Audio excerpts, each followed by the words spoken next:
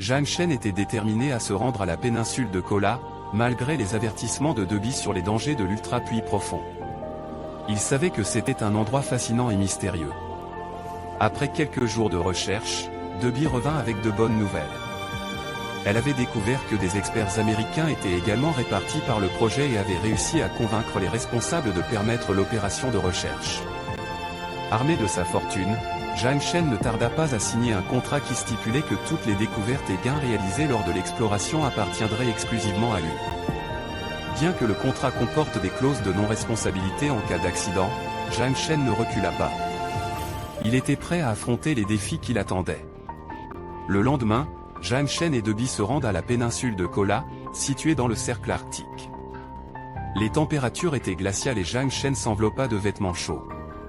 Ils ont été accueillis par un vieux jeep des années 1980 envoyé par l'équipe de gestion.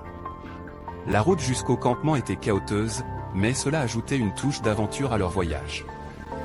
Debi était excité et ne cessait de parler, tenant les bras de Zhang Shen. Une fois arrivés au campement, situé à 50 km du projet du puits ultra profond, ils attendent les autres membres de l'équipe. Zhang Shen en profita pour activer son œil tout-puissant, lui permettant d'avoir une vision augmentée de son environnement.